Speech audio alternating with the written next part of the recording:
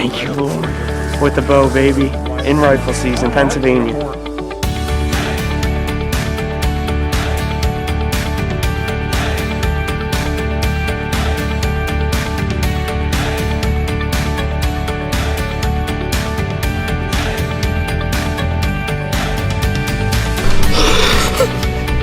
I just got my first time with the bow.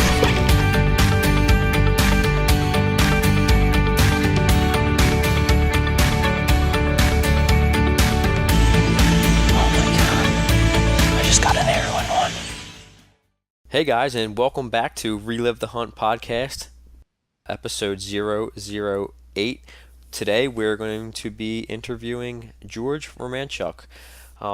He is a big buck killer in the state of Pennsylvania. He's got a bunch of trophies on his wall that anybody across the country would love to shoot, and especially for getting it done in PA, he's been really killing it. Other than that, Cole and I are going to fill you in on what we've been up to this past week since our last recording of the podcast, The Hangout.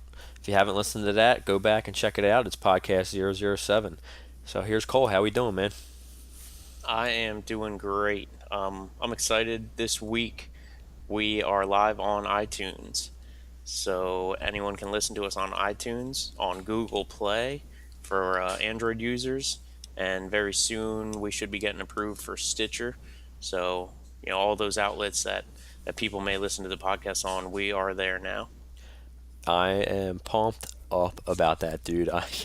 It's like a dream. Things are happening, and I'm really things are going in the right direction. It's really exciting. Yeah, absolutely. When we first started recording them, we didn't know what was going to happen. We just did it for fun and put them out on YouTube, and now that it's on iTunes, I feel like it's a real podcast. Yeah, because that's where I listen to all mine. Yeah, I that's the outlet I use. I search, and you've gotten me turned on the podcast, and that's where I go search for any ones that I would like to listen to. So it's a good outlet. If you listen, it should get some reach out there for sure. So hopefully that works out well for us. Absolutely. If you listen to podcasts on iTunes, Stitcher, or Google Play, go ahead and give us a subscribe, and even share the podcast if you can. Yeah, if you can't find it, I shared it on my Facebook page, so check that out. And Cole shared it as well. So. Yep, absolutely. Just Relive the Hunt. You can search for it on any of those, and it should come up. But other than that, what have you been up to? I know I checked some cards, I think, since the last time we talked. Well, so that was kind of cool. It's fantasy football season, and I've been doing a lot of studying on researching fantasy football players. It's irrelevant to hunting, but I'm hunting for the right guy. A lot of people are into that, that's for sure. We could probably do an episode on just fantasy football. Yeah, we could. I would learn a lot because I have never been in the league. So I had a draft last night, and I feel like I did pretty well, and I have another draft tomorrow night.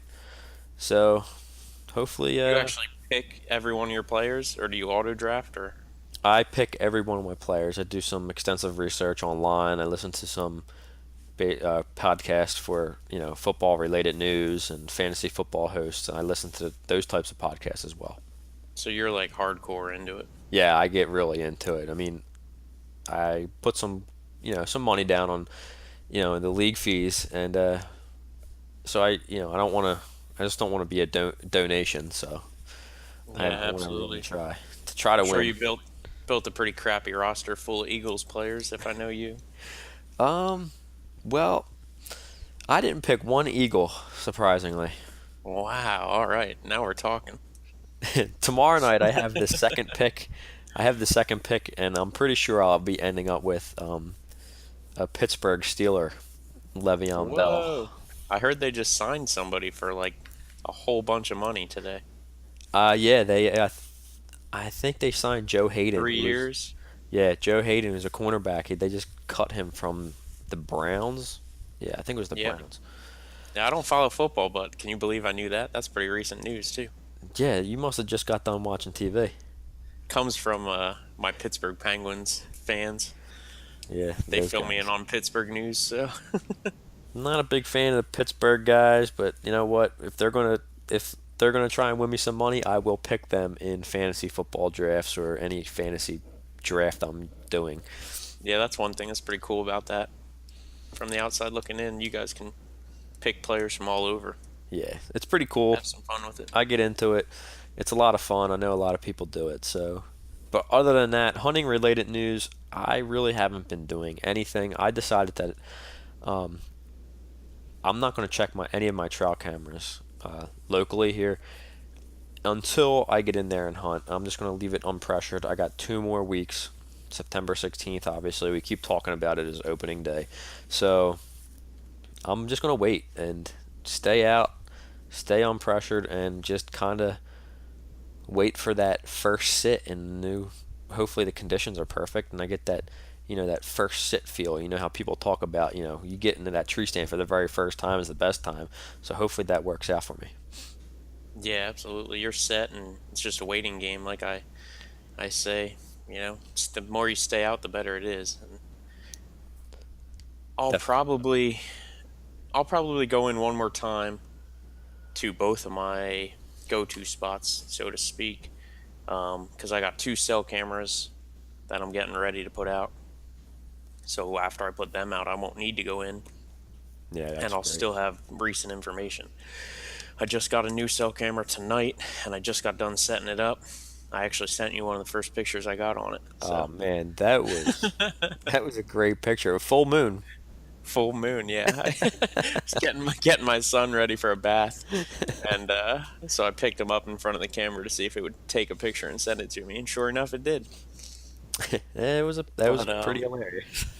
I'm excited for that camera. I never used it before. My buddy Jared set me up with a 12-volt external battery box setup that he built, and it's pretty awesome. I'm excited to get it out, see how long it lasts, see how the pictures come through, and more importantly, get some real good information that'll lead me to getting in the stand at the right time. That's awesome, man. I have that one cell camera. I would love to get a lot more, but we all know the price tags on them aren't good for the pocketbook. So. Yeah, that's for sure. I'm trying to eliminate a problem I have right in front of me here. If I took a screenshot or a picture of my computer desk, it is just littered with memory cards. I bet you there's 30 memory cards sitting here right now. I noticed that when I was over your house the other day. Not one of them is empty. I have too many cameras and too many cards. So these cell cameras kind of eliminate some of that for me. Well, if you want to get rid of any cameras, I'll be happy to take them off your hands. Right now, I actually got like 4 in my truck. So I'm just waiting to get back out and find some good spots for them. Hey, you know what? I have 4 excellent spots already picked out. I bet you do. You're probably right. I mean, if I shoot a buck on opening day, maybe I'll just let you hunt one of these spots. I never thought I'd have the problem before, but I actually kind of like it because I have cameras ready to go in my truck and in my backpack. So when I'm out, it's like, bam, I'm putting a camera up. I have one. I never had that many cameras before, and I probably only have like, I don't know, 25. But that's a lot for some people. Yeah, only. I think I only have 8. Well, I mean, that's how I used to be too. So now I'm at the point where it's like I can put them everywhere. That's what I want, because I want to know every single movement that these deer are making. I just don't want them to hurt me too. Have too many cameras out, too much scent in the area, too much spooking.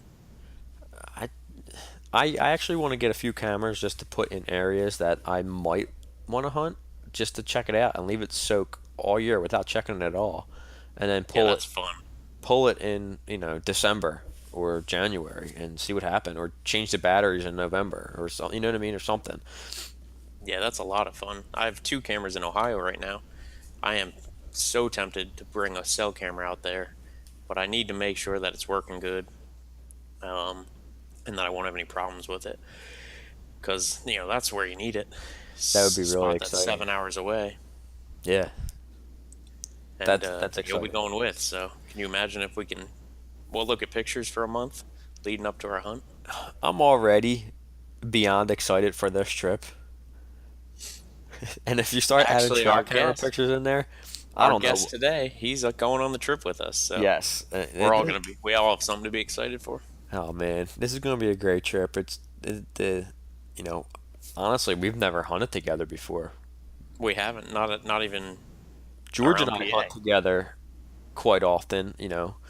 We get together at least for a few days out of the year, and we were always hunting together every single year. But other than that, like I've never hunted with you, and I've never hunted with you and George at the same time, or Greg. So this is Yeah, it's gonna gonna be be a good time for sure, and we're gonna have a hopefully blast. we can put something on the ground too. I'm And looking if we forward to it. don't, I'm not. I don't even care because I think we're just have so much fun.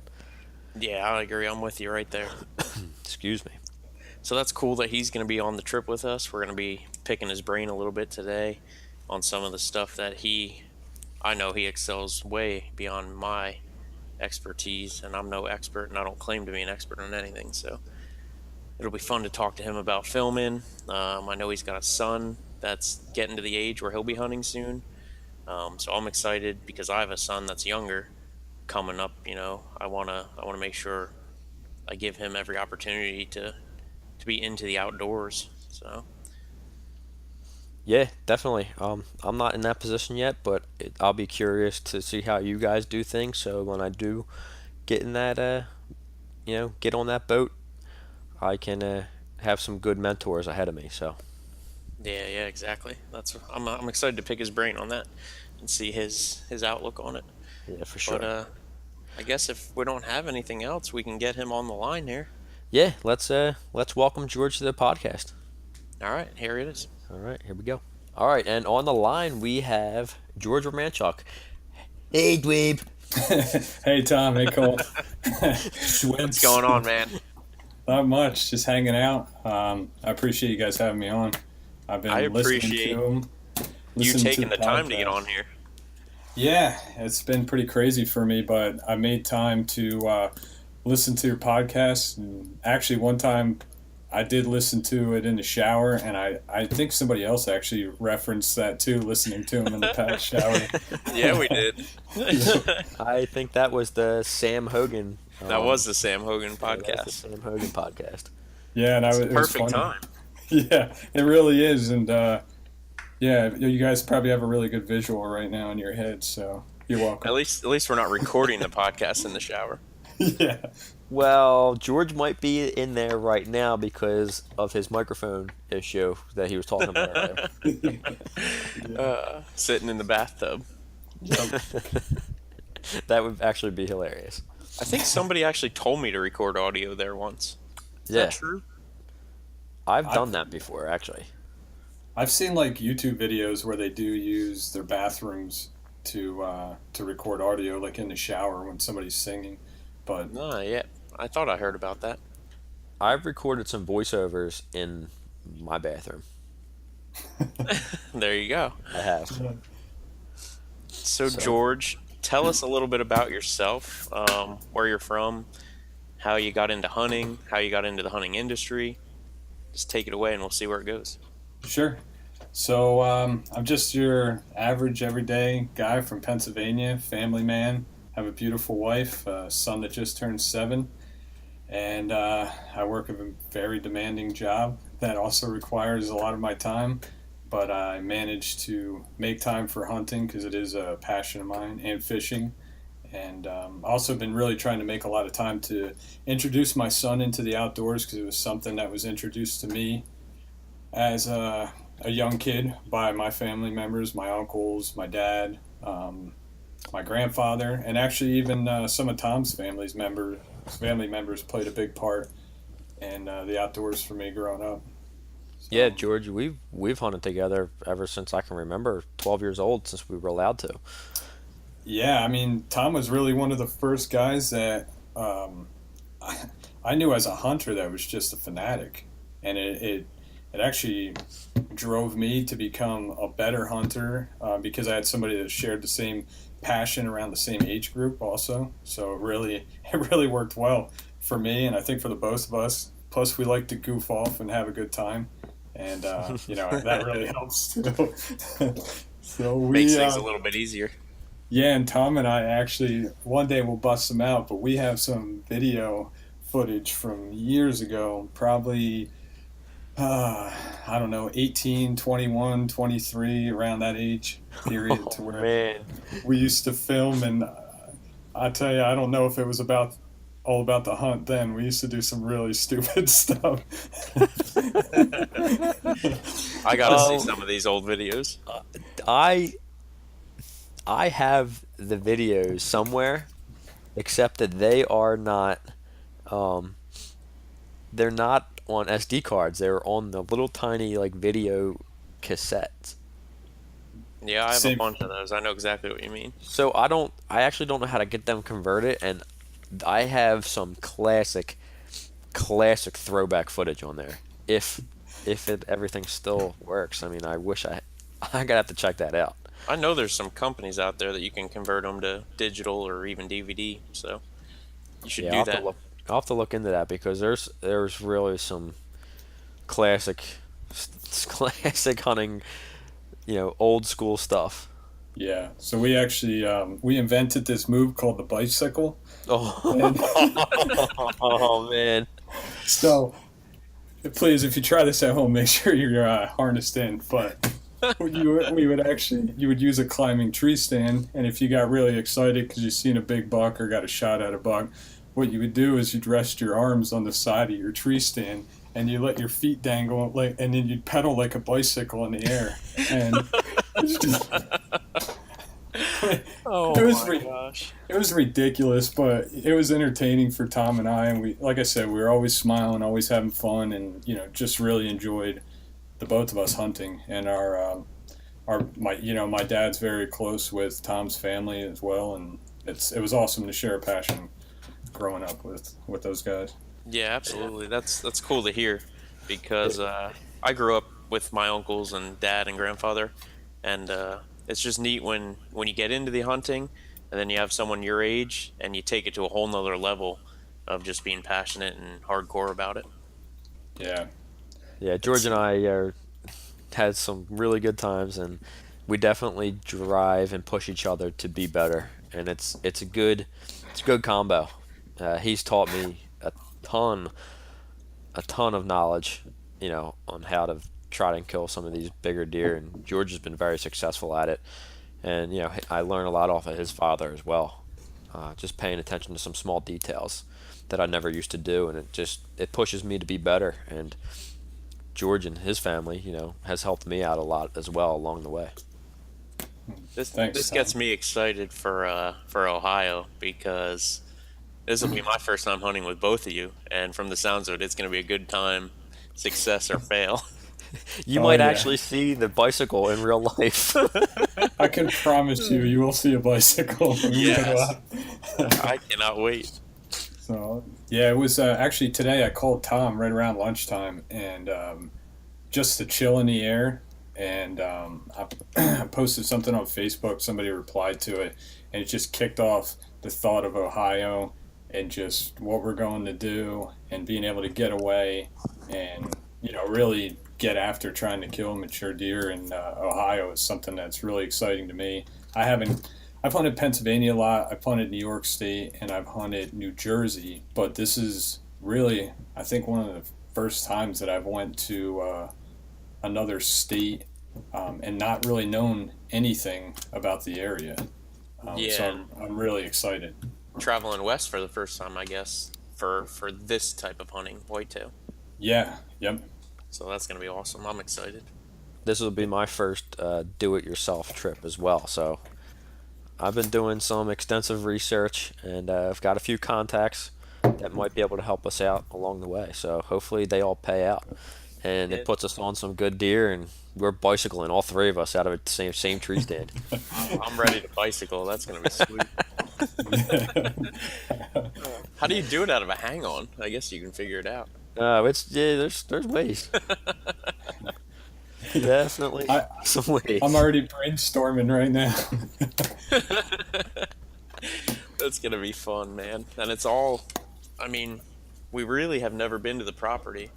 We've just studied maps. I don't know if George even got into looking at it yet, but I did. I started to look at it a little bit. I actually have it saved on the Onyx map app on my phone, and I've been kind of going on and zooming in and just looking at the property. I mean, it's pretty big, and honestly, it's pretty scary looking at it.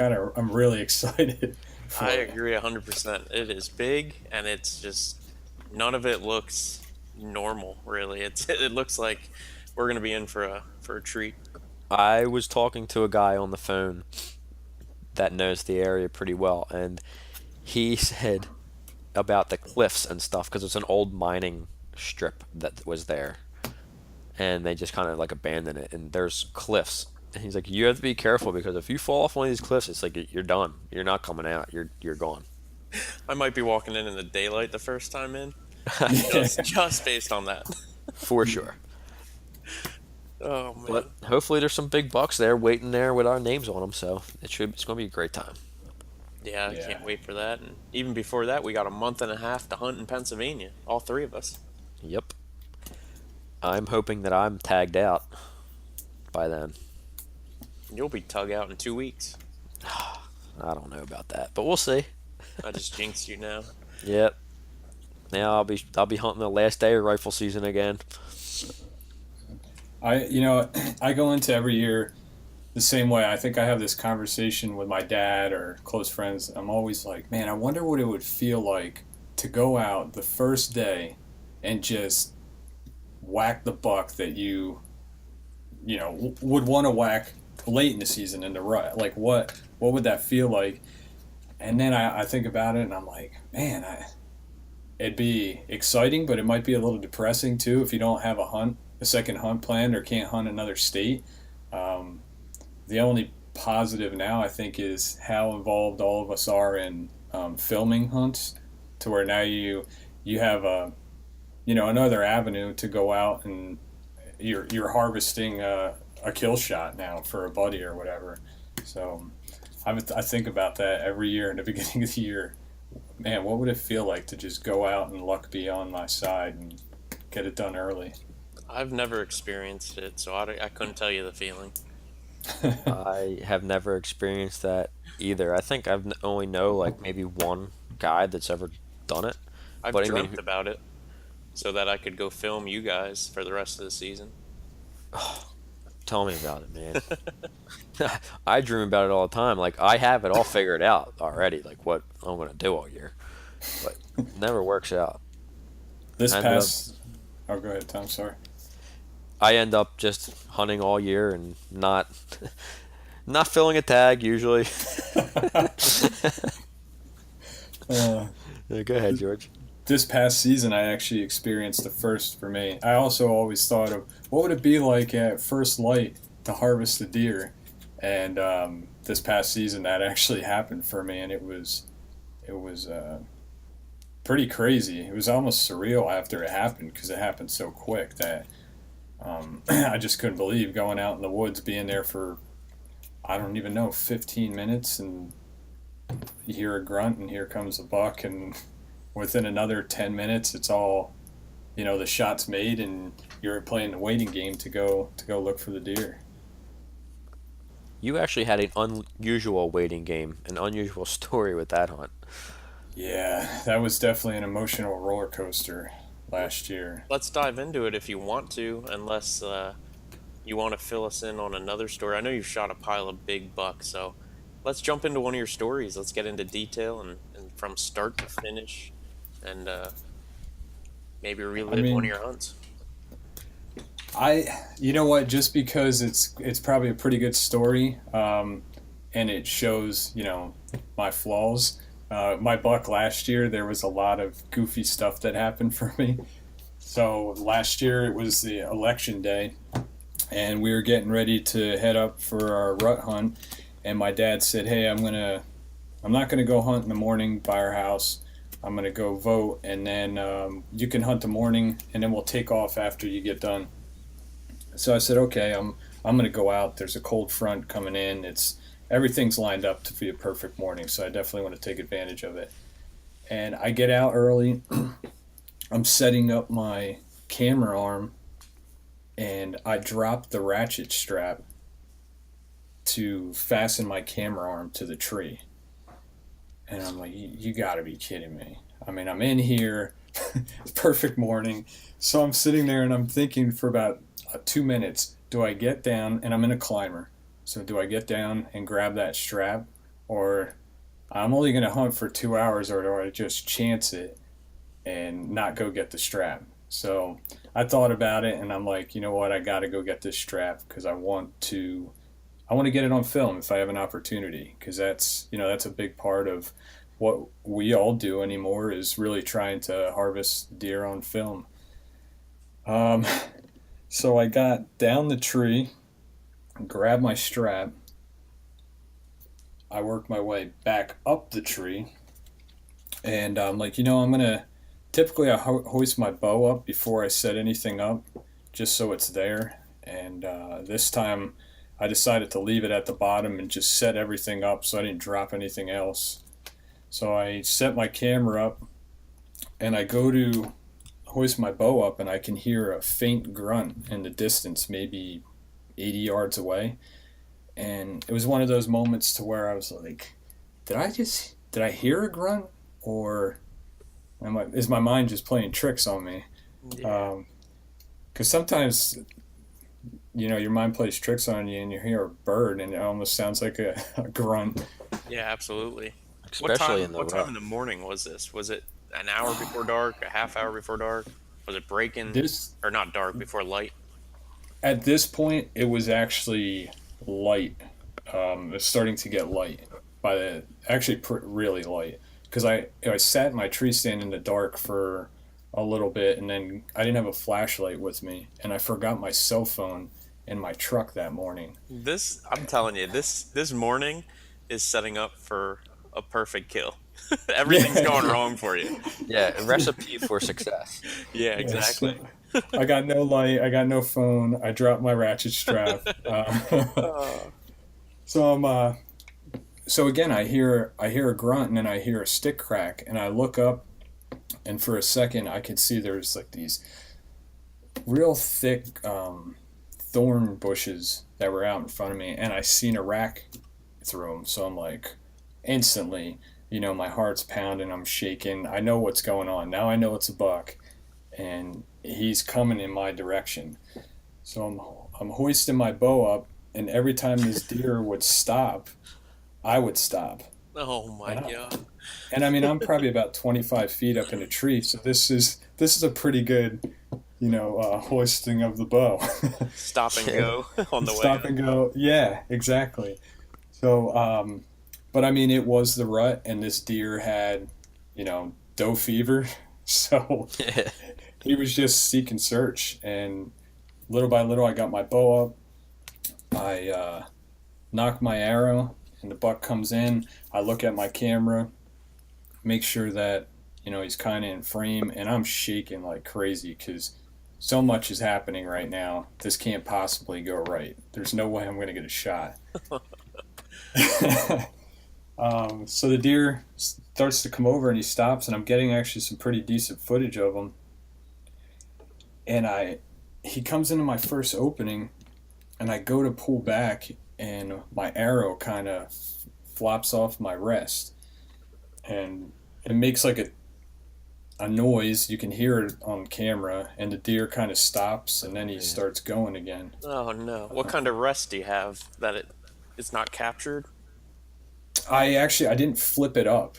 So Okay. normally I knock my arrow and flip it, but there's so much going on at that time, I forgot to flip the rest up, and just I kind of pulled my bow back crooked. I mean, everything that you practice, every time you practice, throw it out the window, because it wasn't Yep. happening that day. And if it's gonna go wrong, it will. The one time the arrow comes off the rest. Murphy's Law there. Yeah. So I draw my bow back. The buck comes into the opening. I was gonna stop him, but everything was happening so quick, and I put it right on him, and I shot. And when I shot, I actually bumped my camera. And let me tell you, wait till you see the GoPro footage of this, because it is the ugliest, mean face you've ever seen. Pulling my bow back in after the shot. I've seen this footage, and it is the look of a straight-faced killer. Yeah. Nice. Yes. So this is before the shot. You got the Yeah, kill this is cam on. I got a GoPro on me, and then I got a camera on the buck, and it's just the ugliest face you've ever seen. But I'm proud of it I because I love was it. in the moment. Yeah, I love it because it's real. It's as real as it gets. I think he might have killed the deer with his looks. Yeah, I think I did. I really did. So you take But the I shot and you hit your camera with your bow. no, I actually just hit it with my arm Okay. when and so the camera gets a little shaky. And right after I shot, the buck mule kicked. So I'm like, oh my god, I think I got him through the heart. And then he walked, I don't know, 40, 60 yards. He ran and then he slowed down about 40, 60 yards and he just stood there. And then he just started to walk away. And he was wagging his tail and I could tell he was hurt, but I watched him for a good 110 yards and he just kept walking, stopping, walk, stop. And then he disappeared. And then your mind just starts playing tricks on you. You instantly go into panic mode. You know, you're second guessing your shot. You're second guessing everything. Yeah, absolutely. Just listening to you tell the story, my stomach's balling up into a knot. Like, why didn't he fall over? You know? I know. You think you make the perfect shot, and you're like, what the heck happened? Uh, So, George, is this a buck you were targeting at all, or did you have any history with this deer? this is a buck. So typically for me, I'm not your traditional trail cam user. So for me, I've learned my dad over the years. I mean, patience has really been worked well for my dad, and it's also well for me to where I typically use trail cams once the season starts. I'll set a few before the season just to kind of see what's going on. But once the season starts, I'll put cameras out coming to and from my stand. And I did get trail cam pictures of this buck 2 days before I harvested the deer. So I do have some trail cam pictures of him, but I didn't know he was there. I didn't check my camera um, until after I actually shot this buck. Yeah. Okay. That's awesome because the surprise element there, you know? Yeah, it was. Yeah, I couldn't believe when I seen him on trail cam. It actually I got a really good look at him then because I grabbed my card when I backed out of the woods after I shot this deer. I grabbed my card to just check it. When I got to my dad's house and was looking through it, I was like, "Oh my God, there he is!" It was like perfect frame picture, like you could see, like everything was perfect on the trail cam picture. The camera did an awesome job. I was using an Exodus camera, and it did what it needed to do. It got a great picture. Yeah, that's Nice. awesome. Those cameras are they work pretty well. Yeah, the quality of the picture was really really good. Yeah. So, Yeah. I'm blown away by the new Lift 2's video quality that I've been getting. that's something I want to experiment with as soon as the season starts. I have my camera out now, but I just have it on photo. I haven't messed with the video yet. Yeah, I usually don't do the video, but with this camera and the hype they had with it, I wanted to see the video firsthand, so I don't think you'll be disappointed. Nice. So what? So how long did you wait to check to actually go after the buck you just shot? Well, right after I shot and I watched them walk away, you know, I'm playing, my mind's playing tricks on me, and I'm like, oh my God, I got this camera. I could just watch the footage. So Yeah, I sit, you almost forgot it, huh? yeah. Well, he So forgot I, everything else that morning. Why not forget yeah. about the Might as well camera? forget the fact that you videotaped your shot. So I was actually nervous. I checked to make sure the red light was on multiple times when I was filming this deer because the year before I had a hiccup that I'll talk about a different time. But so I sit down in my stand. I go to grab my phone to call somebody, and I didn't have my phone. So I love it. so I grab my camera and I start replaying the footage. But you know, you're looking at a 3-inch screen, so unless you really are zoomed in, it's kind of difficult to see the shot. I bet you I watched it 20 times on my camera, and I still at that point I'm like, that was a good shot. It may have been a little low, but I felt like it was a good shot. And when you bumped the camera, it didn't affect the shot at all? Like, it wasn't hard to see? It actually did kind of glitch it a little bit. I mean, I could see it, but there was definitely right after impact, there probably actually at the same time of impact, there is like a little shake to it. Yeah, so you were battling with that and a small screen in the tree. Yeah. Yep. Yeah, that's tough to do for sure. So, but yeah, it was nerve-wracking. So, my dad's always told me, and I've learned throughout the years because I've done the wrong thing plenty of time. I mean, when in doubt, you just got to back out. Absolutely. Even though you think you made a great shot, even if you have footage, if you don't see that deer fall, you just got to back out because it can get really bad really quick, and you can start pushing that deer, and then then you got major issues. Yeah, well, that's 100%. We talked about that in the last podcast actually too. So Yep. But I ended up staying in there for about probably close to an hour, and then I got down, I backed out, I went down to my dad's house, and I was pumped up. He was pretty pumped up, and I had my laptop with me. So I threw it on the computer and slowed it down, and I watched the footage and realized that I did actually hit the deer low, and I was going to need to give it some time.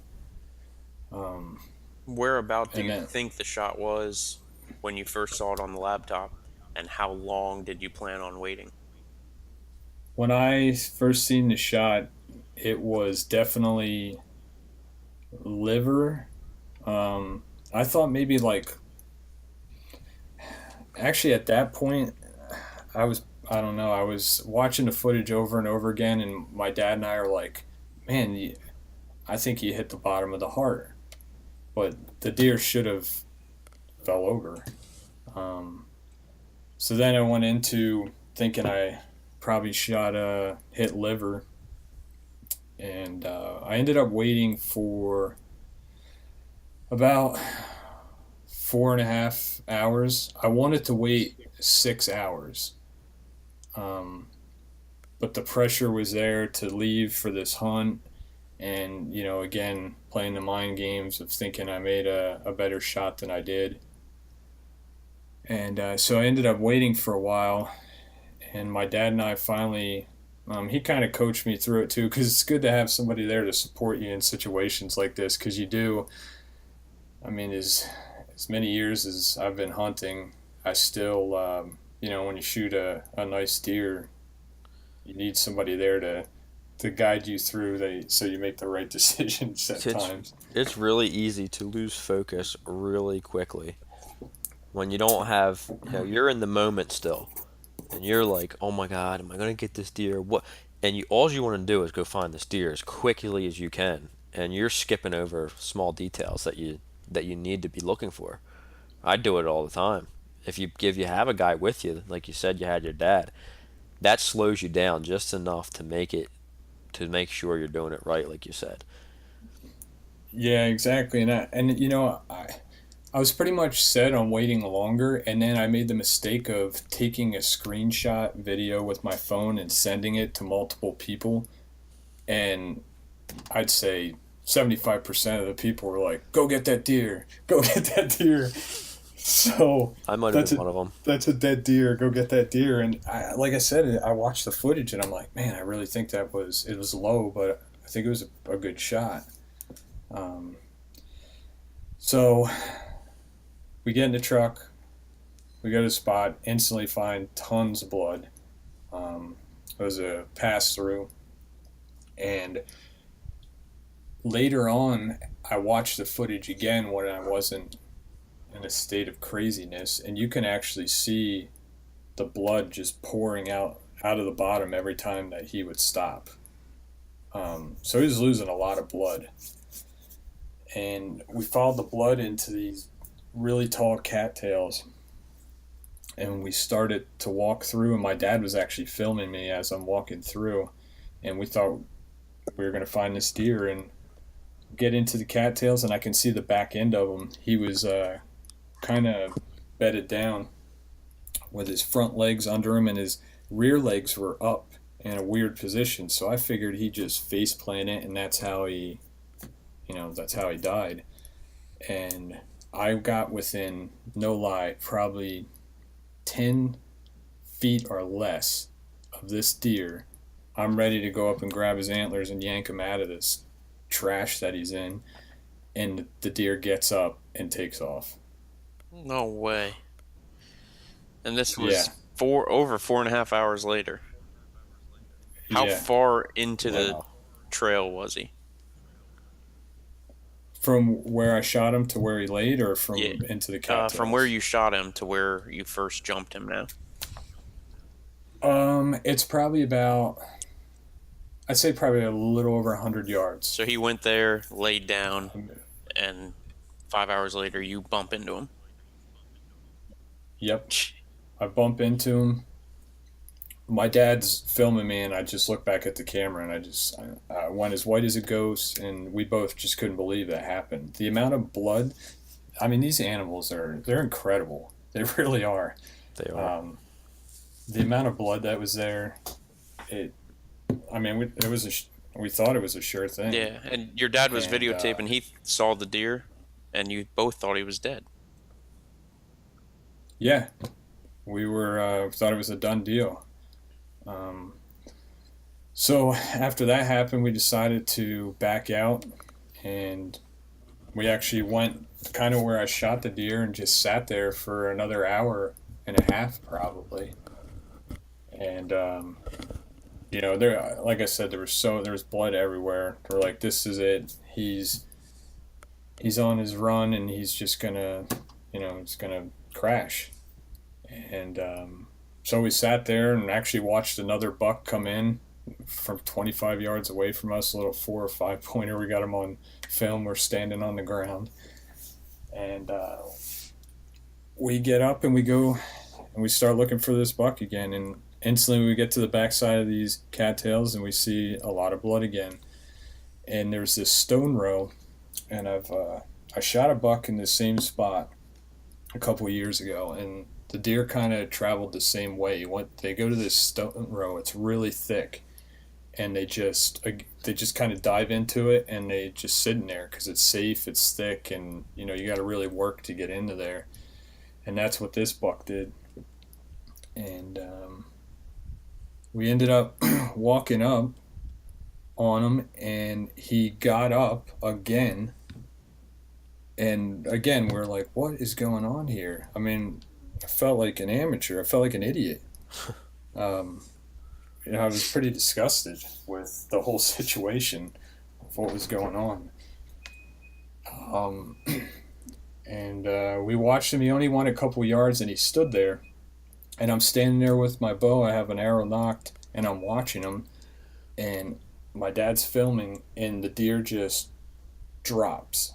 And he drops, and you hear it on film, everything. You hear him hit the ground, and you hear almost like air coming out. Like it was it. He's done. So I waited a few minutes, and I actually grabbed a couple rocks from the stone row and threw them over in his direction to make sure it was over. And my dad and I threw the second or third rock, and we started celebrating. We were pumped up, and we were like, man, this is going to be a crazy story to tell all the guys on this hunt. What a good thing we filmed it, because nobody's going to believe us. Yeah, that's insane. But that's not all. No way. That's not all. So we go over to grab this deer. He's in a really thick area, this stone row. So I go to walk in to grab him, and I watched this deer drop. My dad filmed me watching this deer drop.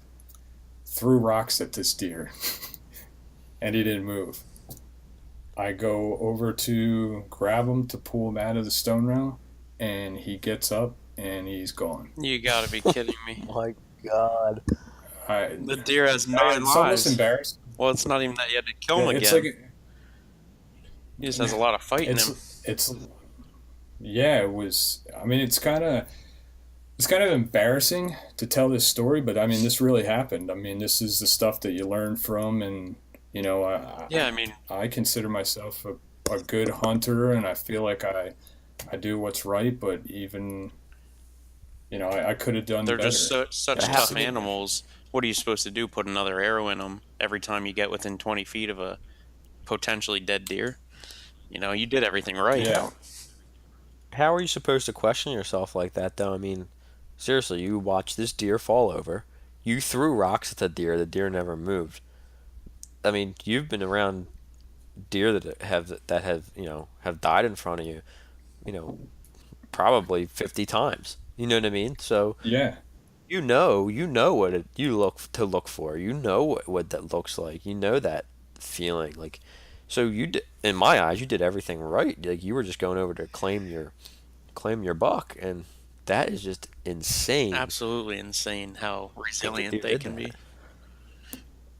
And I mean, I know I was in the moment also. So, again, you're not thinking right. So I kept looking at my dad for kind of guidance on, hey, what do you think? What do you think we should do? And my dad's always, like I said, he's been very successful because he's patient. He'll play the waiting game. He doesn't rush into things. He's smart. He's very smart.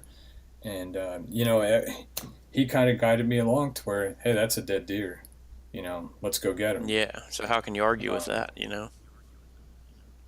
yeah, and unfortunately, this deer, we ended up waiting for a while. Then we're like, you know what, this is crazy. We just sat there in the woods, kind of reviewing the footage and scratching our heads. So he ran, after he gets up this second time, he ran far enough away, or it's thick enough that he was gone.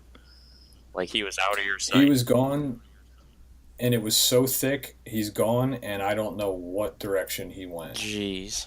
That was actually the third time he got up, correct? Oh yeah, Yeah, yeah, you're right. Yep, yep, the third time he got up. Yeah. third time, and Wow. I have no idea. I haven't. I shouldn't say I have no idea. I mean, I knew he either went to the right, to the left, or straight He out. didn't run right back So past you. he didn't run past me. That's So pretty much kind of not having an idea. yeah. So yeah, we took a guess. Just based off the history in this area. We're like, if I was a mature deer, where would I go? And unfortunately, the way this property is, we have permission to hunt a big section of property, and there is one piece of property that we don't have permission to go on, and we searched everything, um, everything except for the trail that walks back out to our vehicle. We walked out on that, but we didn't look like 20 yards to the left or right because we figured the deer's, he didn't go down that way. He definitely went into the thicket. And so at that point, I was kind of stuck on what to do. And again, my mind's playing tricks on me. And I'm like, you know what? I just got to back out and think about this. And we ended up driving to this archery hunt we were going on with Tom and his family. And this is what's great about hunting with a good group of guys is you have a lot of support. So going up there and letting everybody review the footage and just kind of give their opinion on what they think. And I remember Tom and actually Jared being like, I knew it was a dead deer, but they're like, that's a dead deer, man. You gotta go back and you gotta find that deer. He's somewhere right in there. And so I ended up sleeping on it and woke up in the morning and took the 2.5 hour drive back home to go look for this deer in the rain. Yeah, which is the right thing to do, given him at least that opportunity that you didn't give up. You went and looked for this deer. So you in my opinion, you did the right thing. He's a dead deer. You just got to try to find him. You, Yeah. I totally agree that you did the right thing, and I mean, to be honest with you, being there with you, I was so excited for you to be there with me and go hunting and everything that I was a little disappointed that you had left. But I was in my mind, I was like, he's doing the right thing. He's going to find this deer. I know it. I know it. Yeah, and my mind was playing tricks with me with how many times the deer got up and ran, and I'm like, I kind of just needed to step away, and also, in the back of my mind too, a big part of it was I knew the landowner owner that owned the border surrounding property is not a big fan of hunting. So if I would need to go ask permission to search his property, it was probably not going to be very Yeah, fun. you had everything working against you, that's for sure. I mean, a lot of people would give up in that situation just because, Definitely. man, I saw this deer alive 8 hours after I shot him. You know, chances are he's going to live, even in the bad shape that he was in. It's easy to tell yourself that and give up, or tell yourself Yeah. he's on the neighbor's land and there's no way I'm going to get permission to go get him. Yeah, and that's I mean, honestly, that went through my head. To everything goes through your head, and then you got to sit there and use experience, use the support around you, and do the right thing, follow, trust your gut. And I took that drive, and I ended up finding that buck probably within, I don't know, 15, 20 minutes of walking back into the woods. He ended up being the last place that my dad and I looked. This deer ended up being 25 yards away. Oh my gosh. Man. Yeah. And it's where this deer laid, it is wide open, more or less, and there's some of this, it's like tall grass that's kind of bent over, and you kind of look through these wide open areas and you glass it to see if you see anything, and I didn't see anything. We didn't see anything. We walked within 25 yards and didn't see anything, but what ended up happening was when this buck finally did, crash, he crashed and kind of went under one of those tall grass bunches, and that's why we didn't see him the day before. But I basically walked past this Yeah, deer, you kind of overlooked walking that out spot, maybe, so to say. Yeah, yeah, because like I said, it's pretty wide open, and you figured you would see, something sticking Yeah, out. yeah. It's amazing how easy it is to miss them. So it sounds like this deer had one last burst of adrenaline left in him, and he only made it. He probably died on his running.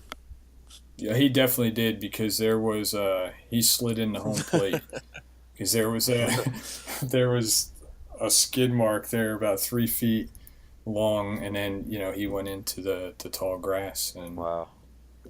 like I said, telling a story like this, it's kind of embarrassing, but I think it's a good story to tell because it really happened, and I think it's something people could learn from, and these animals are incredible, and you really need to, when in doubt, back out and just stay the heck out Yeah. for a It while. shows you how, It really teaches you yeah, a lot. shows you how much of like a game of inches it really is. Because you probably didn't make a terrible shot, but just a few inches off, and look at the adventure that it ended up taking you on. Yeah, it's and when everybody sees this footage of this, they're it's just amazing. Like the blood, everything, you would never think it would play out like this. But again, they're an amazing animal. How tough they are is unbelievable. Paint a picture quick for the listeners. Just when you found this buck, you had not yet looked at your trail camera card to know what buck it was. I I actually looked at it when my dad and I were waiting to go after we jumped this deer the first time. I looked at the trail cam picture, so I had seen that he was on Okay. cam Well, yeah, by paint a then. picture for the Yeah. listeners. Describe what the buck looked like. I know he was a great buck for Pennsylvania, but give them a little detail on what he looked like. Yeah, so he was a mainframe eight. He had decent mass to him. I mean, I wouldn't. He was definitely not a my biggest buck, but he was a mature deer, and I almost want to say that last year he was probably one of the dominant bucks in that area. He was a big deer, really big deer. Awesome.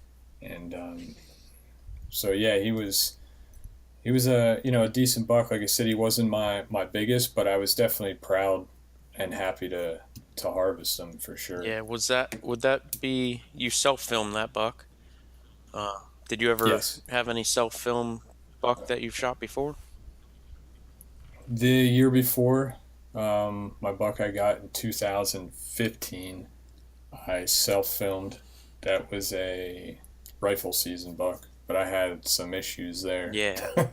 with my camera, to where I pushed record and then got excited and stopped recording Happens to the best of because us. that's what I forgot.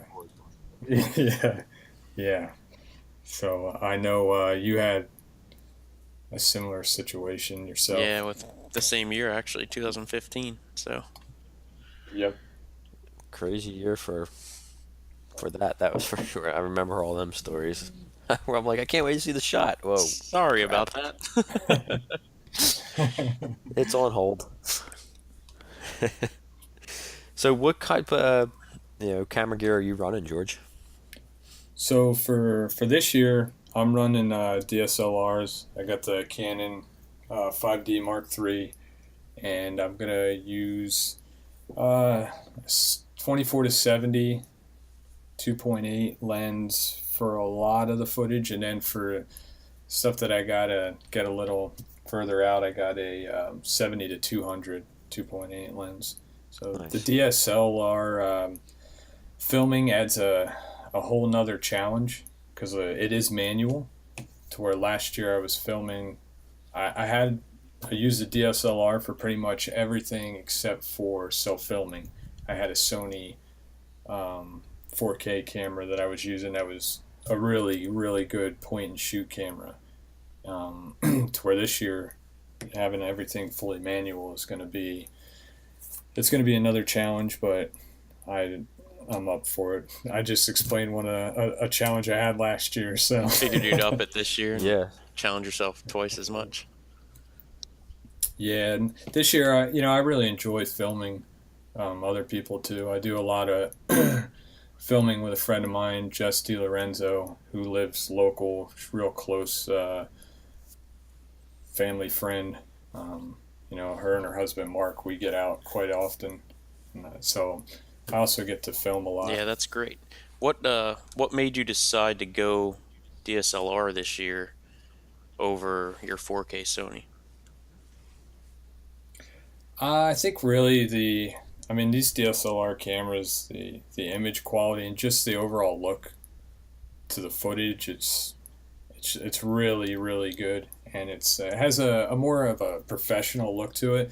In post-production, you don't have to do a whole lot of tweaking the footage. Yeah. A lot of times you can actually kind of pull it off, throw it in editing software, and just do some color correction, and it looks really good. Yeah, it comes out pretty clean. I love doing post-production with DSLR footage. It just makes your job so much easier in post-production. I love it. And I'm sure one day I'll be getting into the DSLR filming, but I haven't take that plunge yet. Yeah, it's difficult because it's manual, and then it's also difficult because it costs a lot of money. Yes. I mean, it is each lens. I mean, my Sony camera that I used last year to self-film is about $1,000 camera, $1,300 camera, and one of my lenses, like my 24 to 70, costs more than that camera, the entire setup I Yeah. have. So They're not cheap, but I mean, you're going out. you get No. that cinematic You're video going look. out that's it. I mean, the quality is awesome, and a lot of one thing I want to say too is this year I'm using a different camera arm that I'm really happy to be using because of the the adaptability it has to what setups to where you can kind of hook on to any limb and make it level with the fourth arrow camera arm, because you got $8,000 or more in the tree with you. I mean, it's kind of scary. I mean, you could buy a nice used car for what you got sitting next to you in that tree. That's the truth. And the fourth arrow camera arms, I agree. I'm going to be using one this year myself, and Cole is as well. And I think that's going to definitely be a difference maker for the quality of filming that we'll be Yeah, doing. I think Fourth Arrow Yeah, filled a void when it came to camera arms, for self filming and for people filming and hunting in general. There was a void there, and they filled it, and it's just so easy to use and set up, and it's a great arm. For sure. And with all, with George carrying two different lenses and, your camera body and all that in one pack, the fourth, when you're using, other brand name of camera arms that, they can tend to be pretty bulky at times. And this one, the packability for the fourth arrow camera arm, from what I've seen so far, I mean, I'm going to be really giving it a good test run this hunting season, but just from messing around with it, you can fit a lot of stuff in your pack with how this thing can break down and set up, and how they can, they offer you extra bases, and you don't have to carry as much, and fit all your yeah, lenses in your bag. and it's affordable too. I mean, the bases you can pick them up for a good price. I mean, it's not like they have these crazy prices that you can't afford. Um, so I like that about the company too, that they have a product that's good, but it's also affordable Yeah, as that way well. you can spend money on Definitely. more lenses. Yes. Yeah, yeah, absolutely. So George, if somebody's getting into filming, say a first time filmer wants to carry a camera with them, maybe do a little self filming, what could you recommend for them to just get started, not to be in your position where you have a bunch of lenses and DSLRs, but just something they can pick up, get started. Obviously, the fourth arrow camera arm might be something you recommend because they're affordable. So, what else could you recommend for a first time self filmer? I mean, it comes down to, you got to think about what you want to get out of it. So if you want to share videos with your buddies and you want to make some nice little clips to put on social media, I mean, you can really, some of these cameras are really good, cheap $250 Canon. Trying to think of the model. I think it used to be what was it? It used to be a R500 model. It was like a point and shoot, real small. You could put it in your pocket. Um, they work really good on sunny days. The only time that you really notice a big difference in the low light situations, they really it gets Yep. grainy in the evening. And everybody knows that in the evening is a lot of times when you have opportunities at mature bucks. And but I would say you could really get some, if you just want to get into it and take a stab at it, you can get some pretty good cameras for around that 250 to 500 range. And if you want to up a little more, the Canon G30, G20, the Sony AX 100, that's a 4K camera. That's around $1,400. They also have an AX 833, I think it is, which is about $800. Um, and then once you jump into DSLR, you're forking out some money, and because the lenses really, not only the bodies but the lenses cost quite a Yeah, bit. yeah. Yeah, that's a whole new ball game, So basically, don't be Yeah. getting afraid into those. if you want to get into filming and you've never done it. Don't be afraid to go buy a $250 camera because you can get started No, there. That's That's where probably I where a lot started. of us have I started started. with yeah, a Canon absolutely. Handycam. I think the one George actually, me and George and I seem to have all the same equipment, Yeah. except we always talk to each other. And, hey, what'd you get? What'd you get? And then next thing you know, we both have the same stuff, and I'm just sooner or later, next thing you know, I'll have all the same DSLRs as George. Yeah. I mean, it's like anything. I mean, if you put hard work into something and really learn your equipment, that's what's important. Because if you don't want to take the time to learn how to use the equipment, it's no good.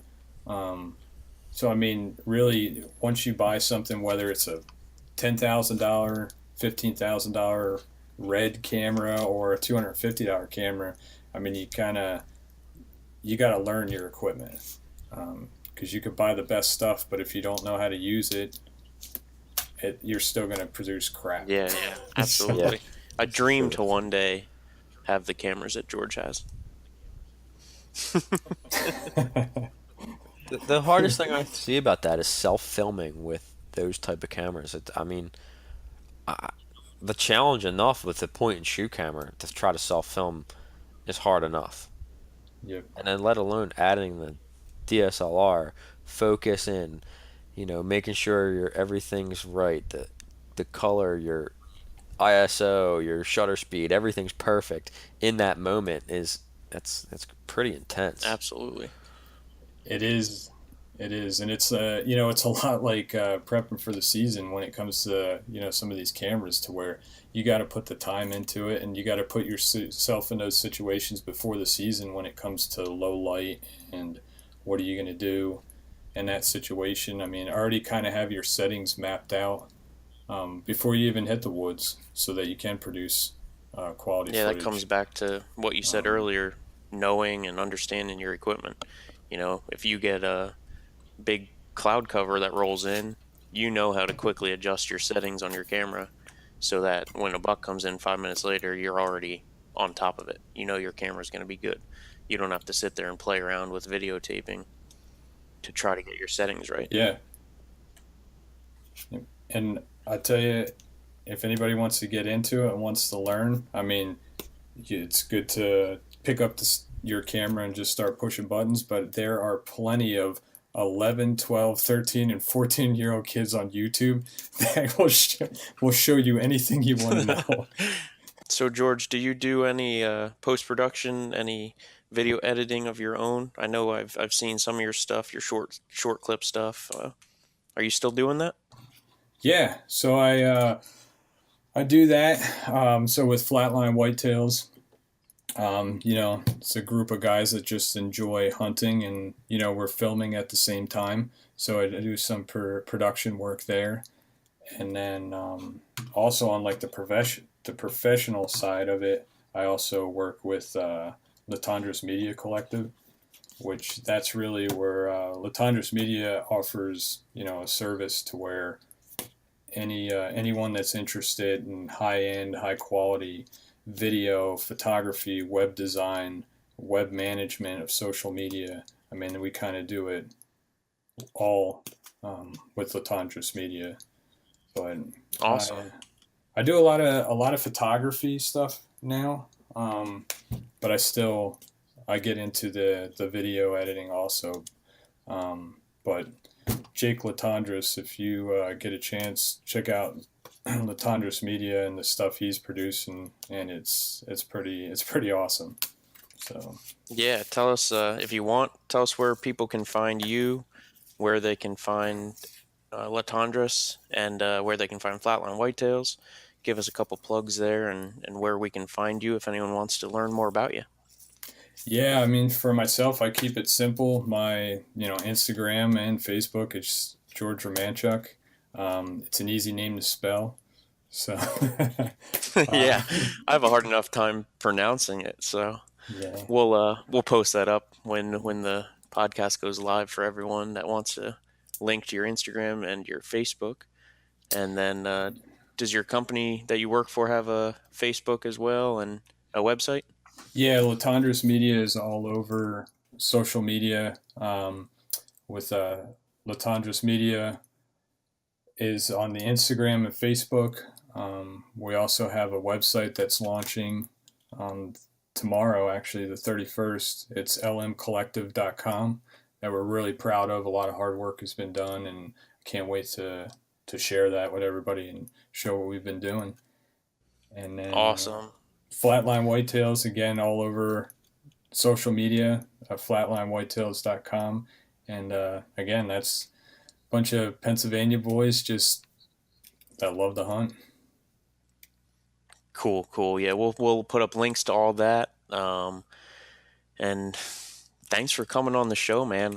That story with that buck and just your knowledge of filming and camera gear. I know I enjoyed it. I hope our listeners enjoyed it. And thanks again. Thanks, guys, for having me. I love Relive the Hunt. I love you guys. We love you, George. If Tom's not here anymore with us, his audio has shut out. He can't hear us or talk to us, so now's your chance if you want to say anything about Tom. Yeah, well, that could be another podcast. Yeah, we'll get into that another time. But for all the listeners, we're on iTunes now, YouTube, Google Play, and we're coming on to Stitcher here soon. Subscribe, like, comment, share, tell us what you like, tell us what you hate. And that's pretty much it. Have a good night, have a good day, have a good weekend whenever you're listening to this. We'll talk to you next time. At one point in this podcast, I may fart. It wouldn't be the first time. Yeah, it would be the first time. And if like It that, usually makes the podcast too. that little clip right there, if you don't fart, it will be at the very end of the podcast. I like it. Like if something funny happens, I put outtakes. Like It gets put in there. it gets put in. Nice. I'm sure you'll have plenty. Yeah. I love